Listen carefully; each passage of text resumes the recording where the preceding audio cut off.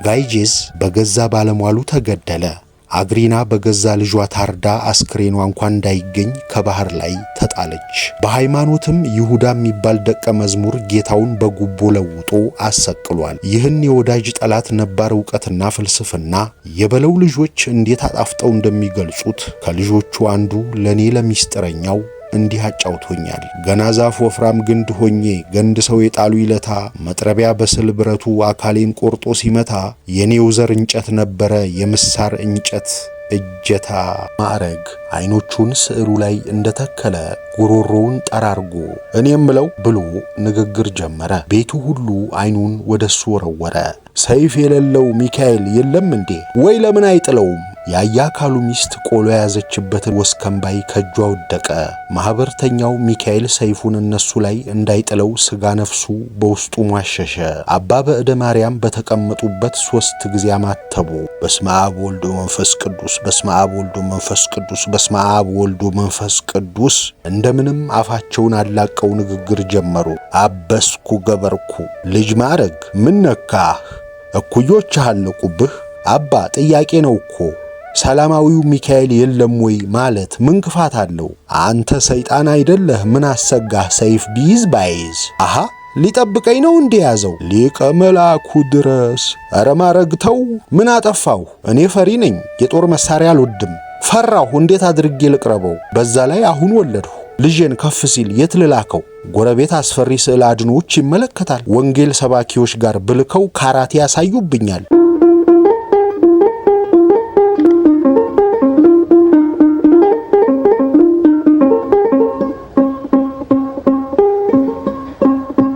ጤና ይስጥልን። ሀብል ተረክ ቤት ከአዲስ አድማስ ጋዜጣ ቆየት ካሉ ወጎች የሚከተሉትን ልናጋራችሁ ወደናል። ቻናላችንን ሰብስክራይብ በማድረግ እንድታበረቱን ስንል በአክብሮትና በፍቅር እየጠየቅን ስለምታደርጉልንም ሁሉ በማመስገን አብራችሁን ቆዩ።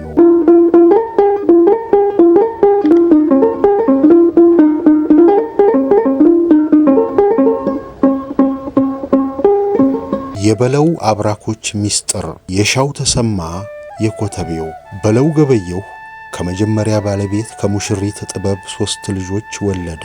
የበኩር ልጁ ከሰው በላይ ቅኔ ይባላል። ተከታዩን ያገጭ ጢሞች ብሎታል። የሦስተኛው ስምማ ዓለምን ያስገረመ ነው። እንኳን መሐይም ሆንኩ ብሎታል።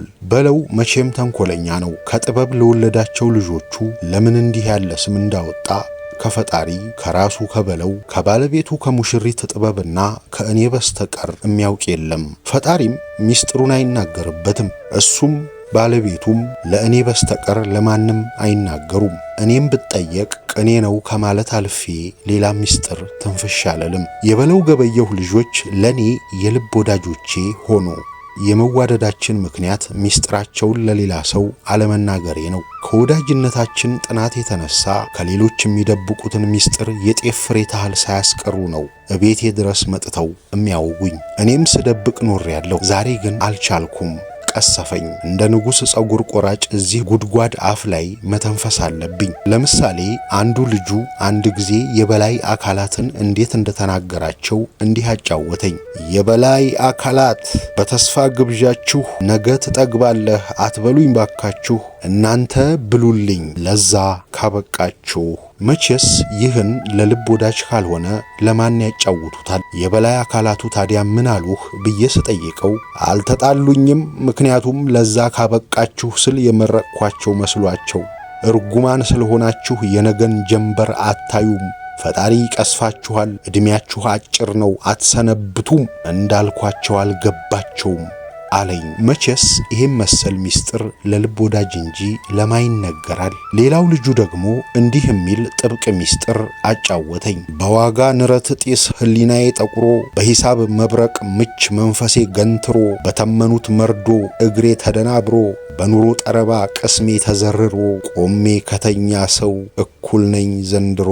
በዚህ የእናት ልጅ እንኳን የሆዱን በሆዱ ቀብሮ በሚኖርበት ክፉ ዘመን ረሃብ ጥሙን፣ የድህነት ቆፈኑን፣ መምረር ልክና መልክ ለወዳጁ የሚናገር ወዳጅ እግር እስኪነቃ ቢሄዱ ከወዴት ይገኛል? በለውና ሙሽሪት ጥበብ ከወለዷቸው ልጆች በስተቀር። ይሄ እኮ ከባድ ገመና ነው። የገመናው ጥልቀት ሚስጥር ተቀባዩን ይቀጽፋል። እኔ አልቻልኩም፣ ቀሰፈኝ። እዚህ ጥልቅ ጉድጓድ ላይ ልተነፍሰው ነኝ። መቼም ሰው አይሰማኝ። ግጥሙ በአደናክሪያዊ ዘይቤ ፓራዶክስ የተገጠመ ነው። የተኛ ሰው የተባለው እኮ በእርግጥ የተኛ ማለት አይደለም፣ ሞቶ በመቃብር ያደረ በድን ለማለት ነው። ምክንያቱም ቆም ያለሁ ይልና ከተኛ ሰው ጋር እኩል ነኝ ይላል። የቆመ ሰው እንዴት ከተኛ ሰው ጋር እኩል ይሆናል? አፈወርቅ ገብረ ኢየሱስ አንድ ድንክዬ ገጸ ባህሪ ስለዋል። እሱም ከማጠሩ የተነሳ አገጩ ለመሬት የቀረበ ነው። ሲቆም ቂጡን አቃቅማም ይወጋ ነው። ይሄ ገጸ ባህሪ እንኳን ቢሆን ከተኛ ሰው ጋር እኩል ሊሆን አይችልም። ለሚስጥረኛ ሲነገር ግን የቆመ ሰው ከተኛ ሰው ጋር እኩል ይሆናል። የሚናገረው በአካለ ሥጋ ስለመቆምና ስለመተኛት አይደለም፣ በሕይወት ያለ ሰው ከሞተ ሰው ጋር እኩል ስለመሆኑ እንጂ። ስለዚህ አካለ ሥጋን አይመለከትም። በረሃብ በጥም በድህነት አሮንቃ ተዘፍቆ መቃተትን ያጠይቃል። ቋሚው በአካል የመጎሳቆል በመንፈስ የመድቀቅ በስነ ልቡና የመቀጸፍ ስር ሰደድ ስቃይ መሆኑን ያመሰጥራል። በአካል የኮሰመነው በመንፈስ የደቀቀው በስነ ልቡና የተጎዳው እኔ ባዩ ገጸ ሰብ የመስቃዩ መንስኤ የስነ ብዕል ወይም ኢኮኖሚ ድቀት ነው። በረሃቡ በጥሙ ምክንያት ሰው ከመባል ተርታ ወጥቷል። ሁኔታው ራሱን የመቃብር አፈር እንደተጫነው አድርጎ እንዲያስብ አስገድዶታል። የበለውና የጥበብ ልጆች ይህን ያህል ከባድ ገመናቸውን ነው የሚያወጉኝ። እኔም ሚስጥራቸውን በነፍሴ መሐረም ቋጥሬ ነው የሚይዘው። ይሄው ዛሬ ገና ቢቀጽፈኝ እንደ ንጉሡ ጸጉር ቆራጭ ከዚህ ጉድጓድ ላይ ተነፈስኩት። መቼም ሰው አይሰማኝ፣ ማንም አያውቅም እንጂ የበለውና የሙሽሪት ጥበብ ልጆች ፈላስፎችም ናቸው። ሌላ ሰው ፍልስፍናቸውን የማያውቀው ለሌላ ሰው ትንፍሽ ስለማይሉ ነው። እኔን ግን አይደብቁኝም፣ የልብ ወዳጃቸው ነኛ። አንድ ቀን አንዱ የበለው ልጅ በስውር መዝገቡ በገጽ 116 ላይ የከተበውን ፍልስፍና እንዲህ አስነበበኝ። ለሰጪው ይከብዳል፣ ለወሳጅ ይቀላል። እንደ ውሃ ተዘርቶ እንደ እሳት ይበቅላል። በቀዝቃዛ ጸጸት ስሜት አገንትሮ መንፈስ ይቀቅላል። በዳይን ከበቀል ልቆ ይበቀላል። ምሕረት ጭካኔው ከሲኦል ያይላል። ከበለው ልጆች አንዱ ይህን የነገረኝ ዕለት ለእሱ ያለኝ ፍቅር መላይን አሳጣኝ። መቅኔ በፍቅር እሳት እስኪቀልጥ ነው ውለታው የከበደኝ። በደስታ የተመለጡ ጸጉሮቼ ሁሉ እንደገና ሐመልማል ሆነው የበቀሉ ከዚያም ያበቡ መሰለኝ። የሰራ አካላቴ እንደ ጠቢቡ ተዋነይ በደመና ተጭኖ ወደ ሰማየ ጥበብ ያረገ ሁሉ መሰለኝና አየሩን ቀዘፍኩት። እንዲህ ያለ የፍልስፍና ቅኔ ለኔ አይነት ወዳጅ እንጂ ለማን ይነገራል? የዚህን ምስጢር ጥልቀት አልቻልኩትም። ከዚህ ጉድጓድ አፍ ላይ ልተነፍሰው ነኝ።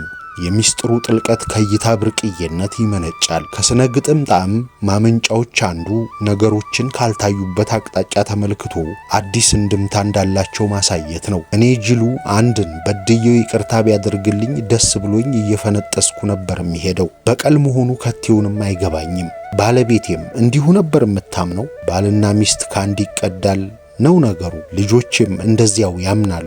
የዘሬም ብለቅ ያንዘርዝረኝ። ሚስጥር አባክናለሁ ብዬ ለሌላ ሰው አልተናገርኩም እንጂ ሰው ሁሉ እንደዚያው የሚያምን ይመስለኛል። የበለው ልጅ ይሄን ፍልስፍና ከነገረኝ በኋላ እኔም ባለቤቴም ልጆቼም እምነታችንን ቀይረን የበለውን ልጆች እምነት ተቀበልን። ችግሩ ከዚያ በኋላ እኔ ለመንፈስ ጭንቀት ተዳረኩ።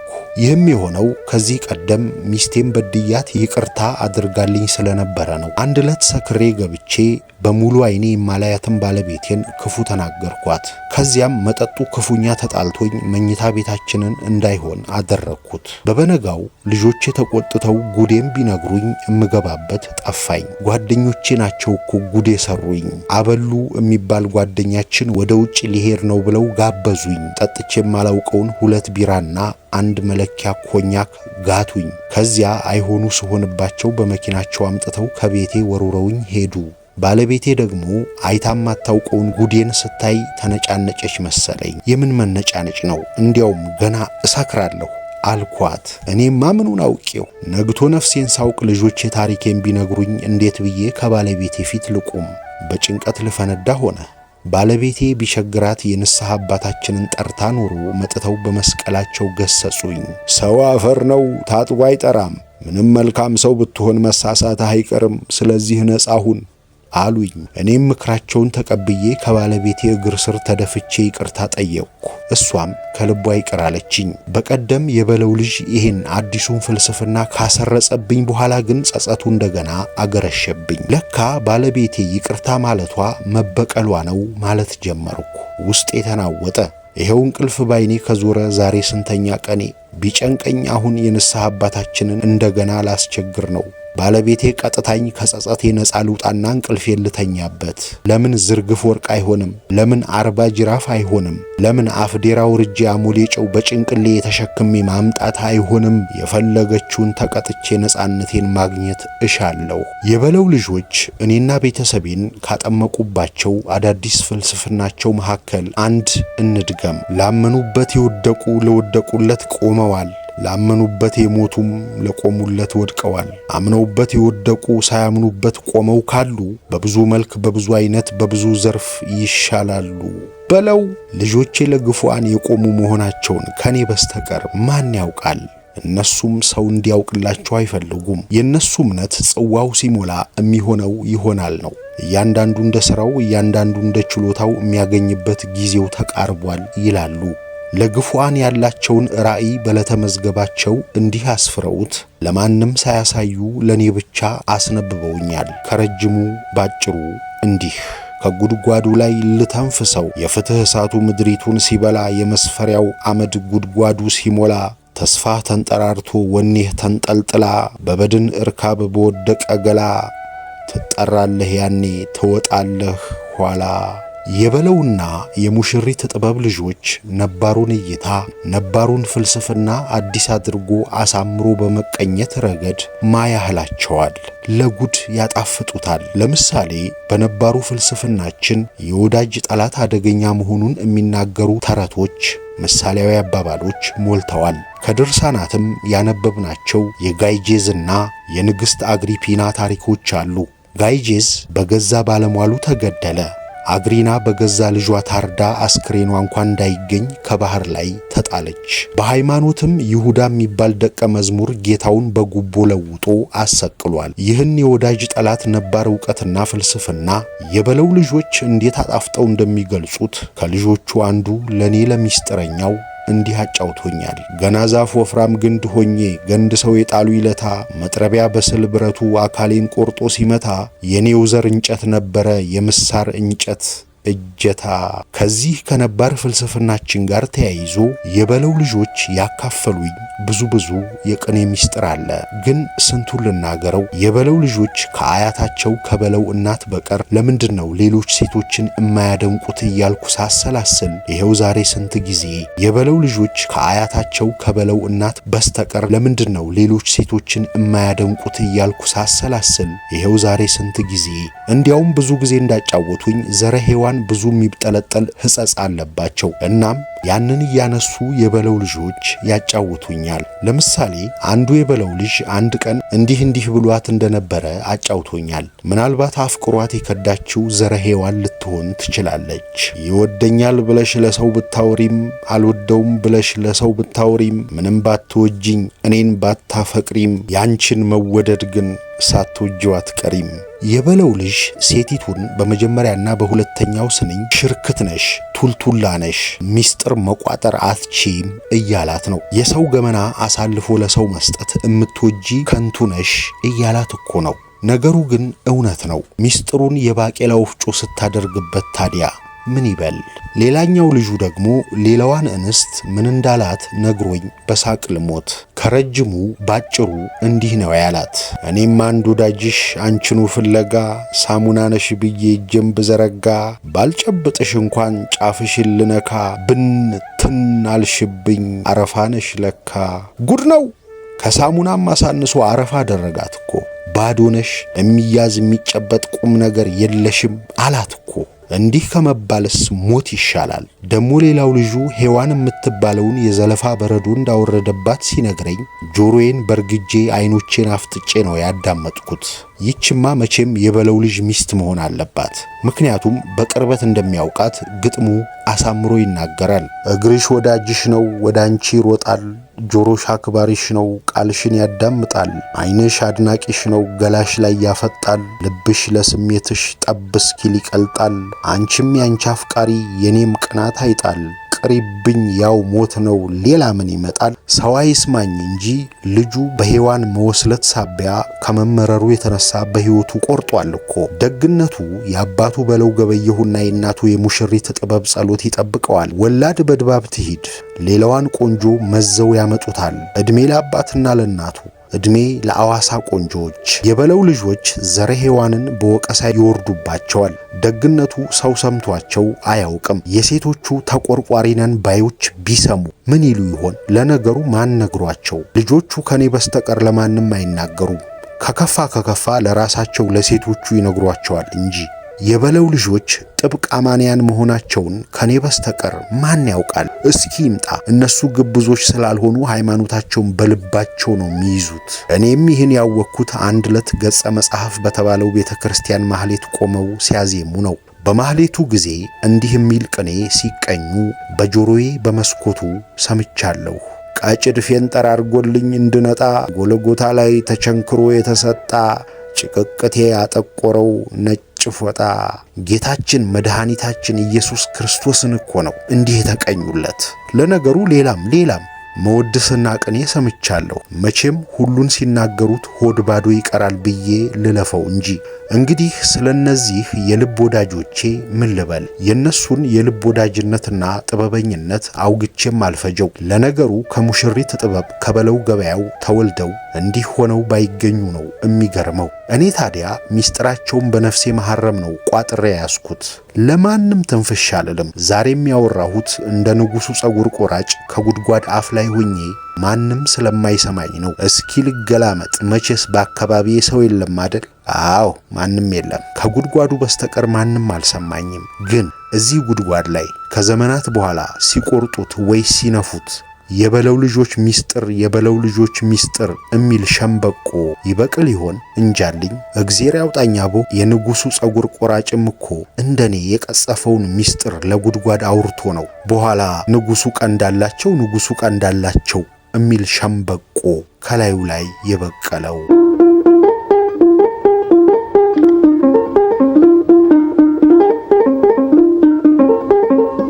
ግራው ከያኒ ያብስራደ ነው ማዕረግ ልኩ ያንኳን በፊደል ጥርሱን የሚፍቀው ሲያስነጥስ የፍልስፍና ፍንጥርጣሪዎች ካፉ የሚፈናጠሩት እሱ ልጅ ወለደ አሉ። አሁን ለሱ ልጅ ምን ያደርግለታል? ራሱ እንኳን መኖር አለመኖሩን እርግጠኛ ያልሆነ ባተሌ መኖርን የሚከትብበት ሌጣ ጨቅላ ተጎታች አድርጎ ማምጣት ነበረበት ወይ ማዕረግ። እርሱ ማዕረግ ምርጫው ግራ፣ ንግግሩ ግራ፣ ነገረ ሥራው ሁሉ ግራ። የማን ግራ ነው ግን? የእግዚአብሔር ግራ? የሰው ግራ? እንጃ ግን ግራ ነው። አርብ የሚኖርበት ጎጆ ቀዝቃዛ ነው። ሚስቱ እንደ ዕንቁ አታበራም።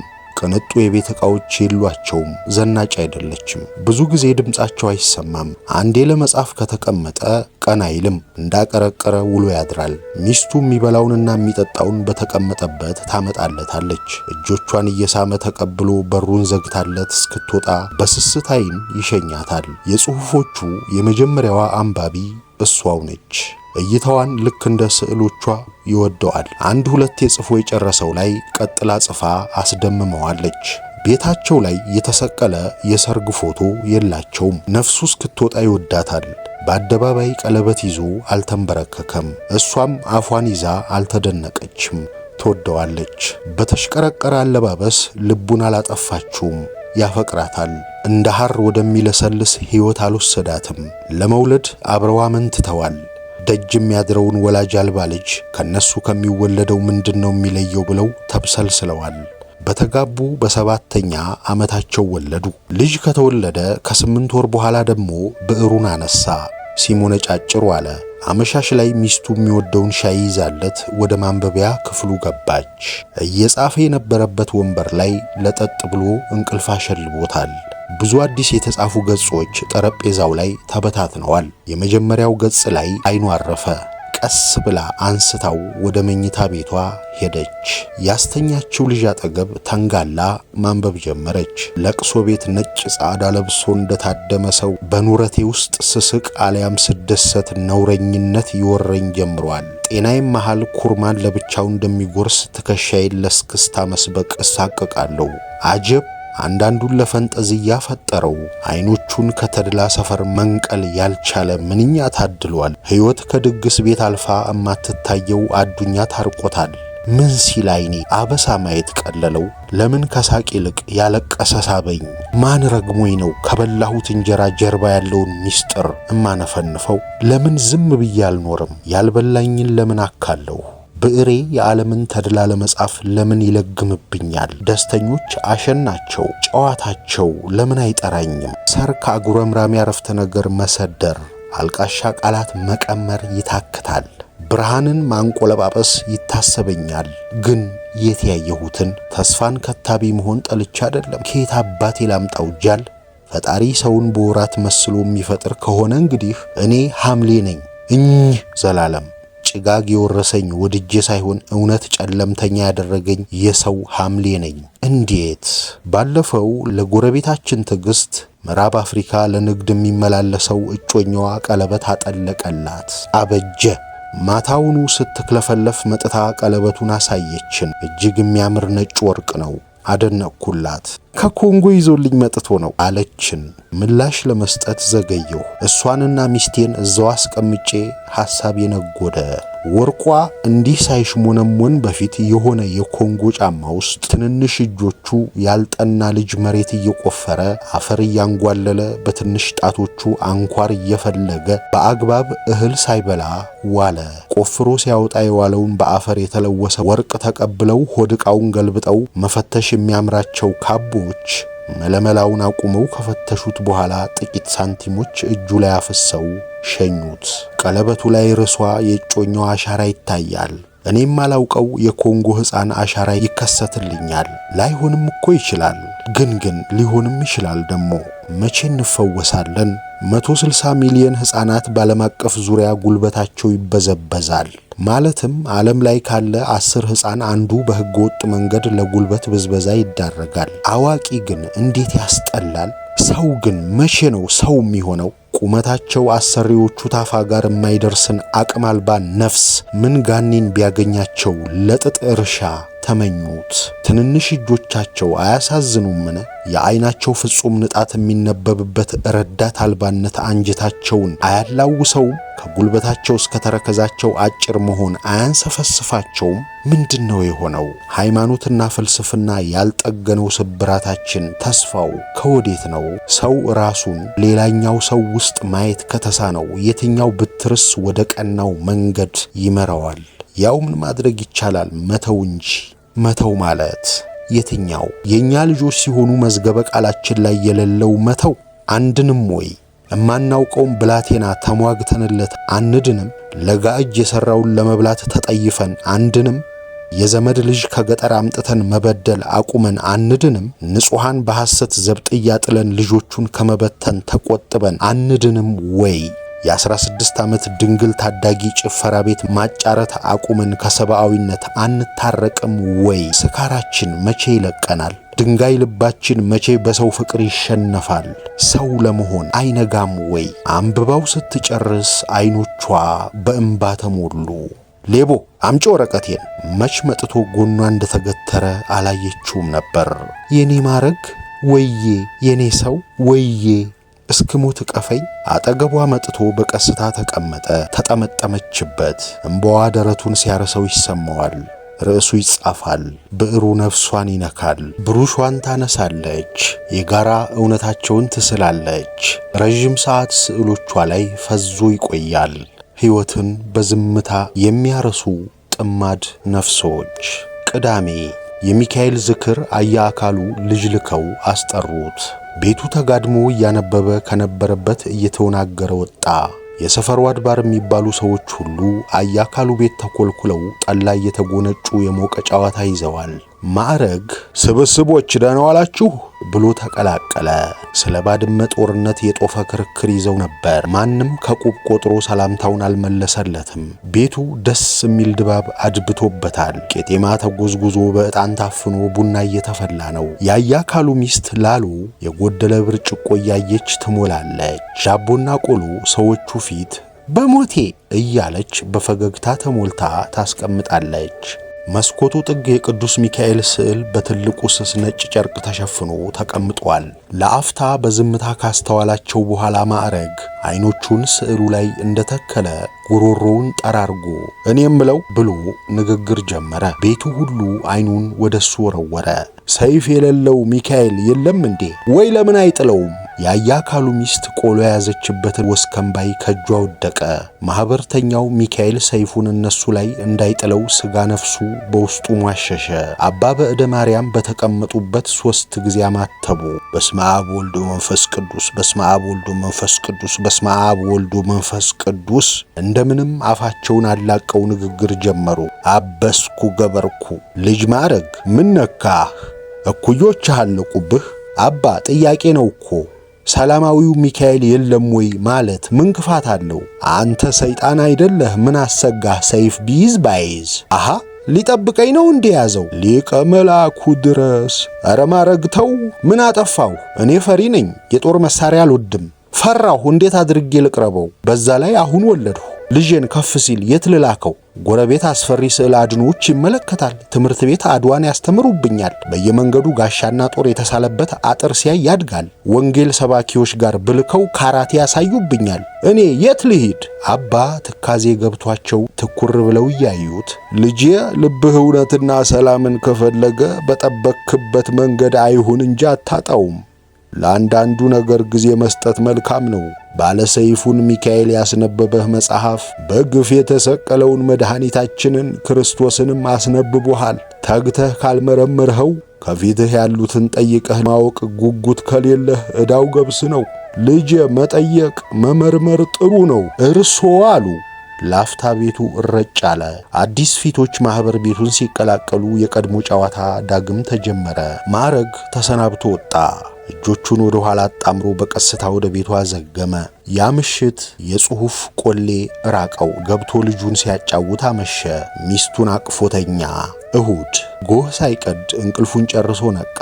በቀስታ ካልጋው ወርዶ ወደ ማንበቢያ ክፍሉ አመራ። ጽሑፉን ካቆመበት ሊቀጥል ብዕሩን አነሳ። ከመጨረሻው አረፍተ ነገር በኋላ የሚስቱን እጅ ጽሑፍ አስተዋለ። ስካራችን መቼ ይለቀናል? ድንጋይ ልባችን መቼ በሰው ፍቅር ይሸነፋል? ሰው ለመሆን አይነጋም? በውጫሌ ስምምነት መታለላችንን እንዳሳፋሪ ታሪክ መቁጠራችንን መለስ ብለን ለማየት ድፍረቱ ሳይኖረን ለሰብአዊነት ትንሣኤ ከወዴት ይገኛል? ንጽሕናና ቅንነት ከመታለል በላይ ካሳፈሩን ደዌያችን እየጠና ወይስ እየተሻለን ይሄዳል? ጥርጣሬ አልባ እምነት ነበረን። ሌላኛው ቂልነት ቢለውም አቡነ ጴጥሮስ ከሐውልት በላይ ካልሆኑ ሰው የመሆን ስብራቴ መቼ ጠገግ ይላል? ትንሣኤ ያለው ያታለለንን ዓይን በርኅራኄ መመልከት መጀመር ውስጥ ነው። ፈውሳችን ያለው ገዳያችን ያበሰለውን እያወቁ አብሮ በመብላት ውስጥ ነው። ሰንበት፣ እረፍት፣ ትንሣኤ ማለት ያኔ ነው። አለያም ሁሌም አርብ ላይ እንቆያለን፣ ስቅለት ላይ። ሚስቱ በእነዚህ ቃላት ጽሑፉን ዘግታው ነበር።